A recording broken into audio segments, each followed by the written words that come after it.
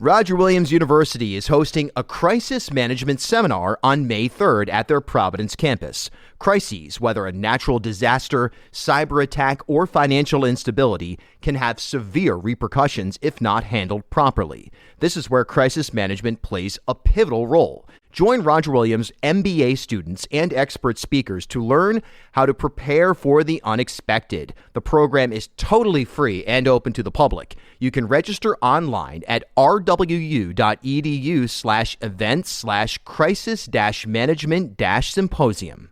This is the Bartholomew Town Podcast. All right, so today we're discussing something that we were kind of talking offline has been historically a little bit, I don't want to say toxic, but something that government hasn't touched very much, and that's atheism. And when we talk about the foundational elements of our nation and a freedom of religion and freedom of expression, atheism fits that category or each of those categories just like any organized religion, just like an agnostic person. And coming up on May 4th will be a day of reason in which Rhode Island Atheists, which is in capital letters, RIA, a newly formed group, are seeking a proclamation from Governor McKee. So with that being said, it's going to be interesting to see how this plays out. Anytime you have anything in this broad lane, you know that there's going to be some kind of extremist pushback. But the question is, does the governor care about that extremist pushback, and will he honor the wishes of this group? So we're joined by John Murtis, who is one member of this new group this morning. And, well, thanks for hopping on the show. Good morning. Yes, the Rhode Island Atheists group is a reboot of a group that was very much had a very big presence, started maybe 20 years ago. And one of the things that's caused a reboot is exactly there's people interested in getting our message out to the, community of who atheists are. So being kind of coming from an academic background, first, I really do want to kind of define what atheism is, because I think people often don't quite grasp what it is. When you look at the dictionary definition, it's just a person who disbelieves or lacks the belief in the existence of God or gods. Now, unfortunately, that's way too broad for what people really think atheists are, because that includes, like, for example, Buddhists. Buddhists have no concept of God. They have a concept of a supernatural. But people wouldn't really call Buddhists atheists. Babies, have absolutely no concept of God. Technically, they're atheists. And there's a lot of people that sometimes are called nuns, but really are considered unaffiliated, who just really don't care about religion. But that's not what atheists mean to most people. So in general, those people have something, people define it as that as an implicit atheist. An explicit atheist is somebody who has actually thought about God and decided there isn't reasons to really believe in him or not, or they actually disbelieve in him. There's really two groups. Those are called explicit atheists. Now, everybody in the Rhode Island Atheist Society is an explicit atheist, and that's what I think most people think of when they think of atheists. They think of people who are that. Now, there's a whole lot of, disbelief in, that atheists are somehow amoral, they don't have any morals, etc. But in fact, one of the things about us is because we don't believe in God, we don't believe in an afterlife, we believe that life is very sacred. We have one life and we have to make sure we protect it. And we also don't believe in the fact that, you can suffer here in the past, suffer now and you get rewarded in the future. So, don't make waves, don't do these things. We believe there's one life and that we really need to make sure that we basically live it the best way. Now, the other thing that I want to say is we are not anti-religion. We are actually pro-religion in the sense that whatever people want to practice within the law, the boundaries of the laws of the United States is they're fine to do it, etc. But they're not, the classic, but they're not good at, what they should not do is tell us how we should practice because of their religious beliefs. This is a classic thing, always comes in. So this is a foundation that the Rhode Island Atheist Society has, started. Okay. No, that's a perfect summary right there. Absolutely. Yeah. So what we're asking for is a while back, I forget which governor it is now, did proclaim a day of reason. I would guess it would be Governor Chafee would be, It was Chafee, right. He declared a day of reason. And, we realized that along with these days of prayer, we should get our message across that there's a lot of people out there who, don't follow a religious tradition and believe that science is a good way to deal with our society, and that we should look at stuff rationally, And so that's basically what our goal is. We're joined. Pardon me, please. No. Yeah, I was going to say we're also joined by Brian Cardoza, who is an assistant director of this group. Brian, I think you're on mute right now, but if your take on the Day of Reason coming up on May 4th, why should Governor McKee sign a proclamation for that day? Can you hear me? Yep. Okay. So I think it would give people a chance to realize that there are people out there that are rational thinkers and kind of promote it a little bit more. The thing was, when I was younger and just I was a non-believer, I had no idea that there was a movement. No idea whatsoever. That was actually kind of refreshing, I guess, for lack of a better term, that there was people who thought like I did and who didn't believe.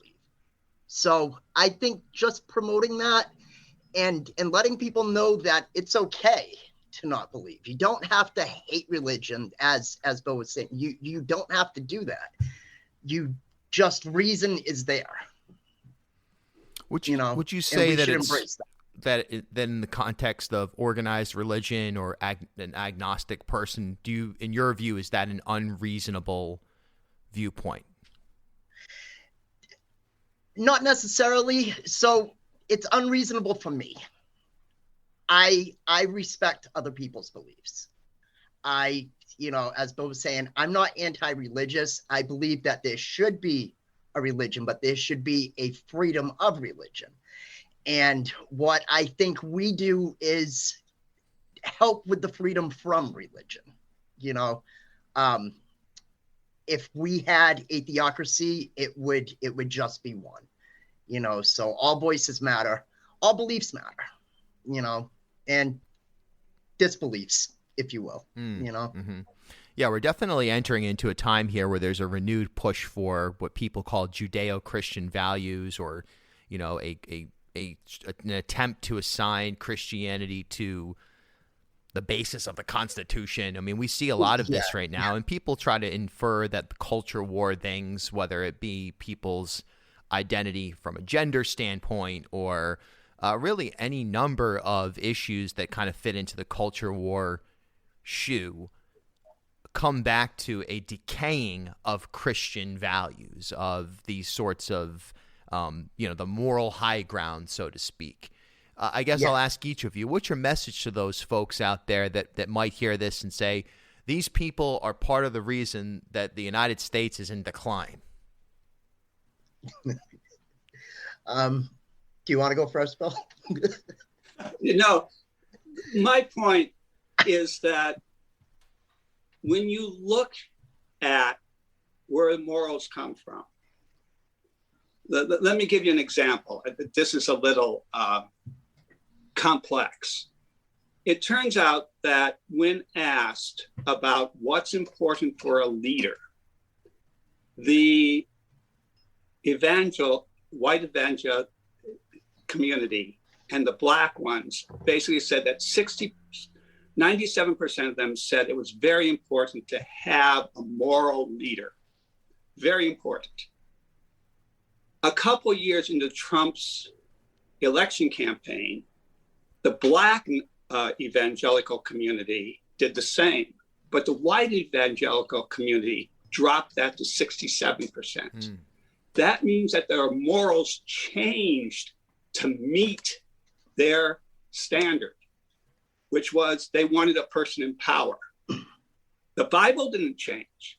Now, this is obviously a complex situation, but the point is that I can give thousands of examples where morality does not come from the Bible. Plus, I've often wondered, why do they want the 10 Commandments in school? That's Old Testament. Why not the Beatitudes? Why aren't they pushing for that? You know, again, it's a question of power, and that's it. Okay, that's my comment.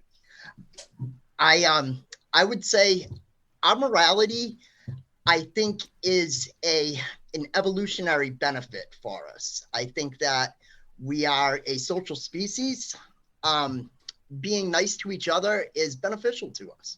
You know, we can't live in a world, you know, we wouldn't be where we are right now if we were mean to each other, or we just killed each other, or we were just horrible to each other. You know, there has to be a standard.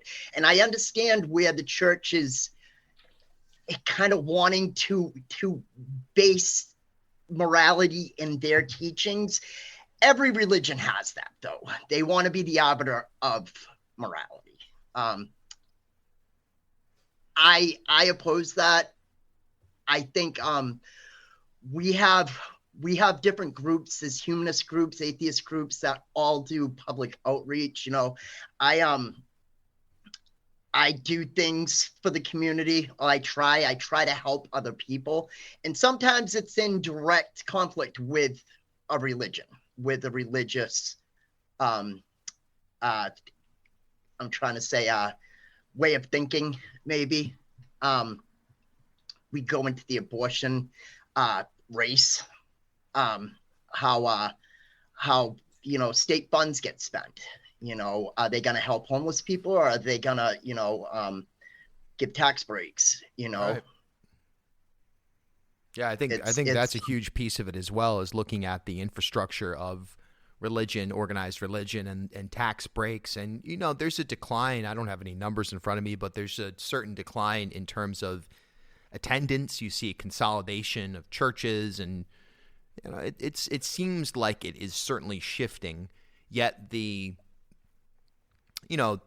still significant tax breaks, and there's a position given to religious institutions, at least select ones, that almost is, it seems like they're immune to the conventional norms of how we assess societies, organizations, and people. And you wonder how much longer that will last. Will it be another 100, 200 years? It's hard to imagine it getting a reboot at this stage. If I could just cut in real quick. Please. So religions for the Southern Baptists and a lot of the Southern religious churches and whatnot. So they have a day where they were deliberately promoting political candidates, and kind of throwing it in the IRS's face. You know, that's it. Almost bullying the government to the point where, like, just, you know, come and get us. You know, what are you going to do? I see more of that nowadays. You know, you have candidates. There was in our state, there were candidates that were running for governor that were stumping in churches, you know, on Sundays. You know, that's just a direct violation. It just seems like they don't care, and it's, you know, it's kind of one of those things that they will put up with it. People will put up with it. I want to put a stop to that. It's not fair. This power is being consolidated.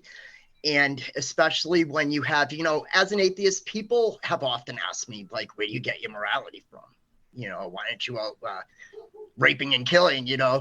I don't have something, but I hold myself accountable. I don't, and I don't understand why it's hard for anybody else to do that. Yeah, well said. And I think that's really critical, no matter what your beliefs are, is to know that, there's a human morality, there's a human instinct that is much higher and more universal than it's more important. And more important than any particular religious directed morality. It's almost like we have feelings and understandings and instincts that supersede all of that. We only have a couple of minutes here. I just want to make sure people can figure out where they can connect with you and how they can get involved if they'd like on May 4th. Rhode-Island-Atheists.com. We have a Facebook group for Rhode Island Atheists. You can talk to us directly. We have come into the Facebook group if you want. Come down on May 4th, for a night of reason.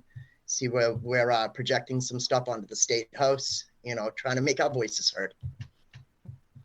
Amazing. Any other words of wisdom here as we head out? Trying to save the world from superstitious self-destruction, I guess, is my byline, Well, the words are that we've always had this sort of religious secular tension in the United States, and that's actually good. And we just have to make sure that the religious side does not become the dominant side over the secular side. I'm always for tension because I think that brings out the best in everybody. I'm not against one side becoming dominant. And accountability. Accountability, right.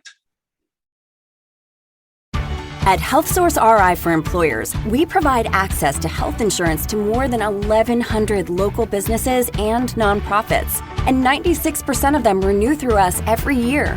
Maybe it's our choice of 19 different health plans, our 10 years of customizing solutions, or our one local team of dedicated experts helping employers find quality health insurance. See how our numbers stack up for you. Learn more at healthsourceri.com/employers.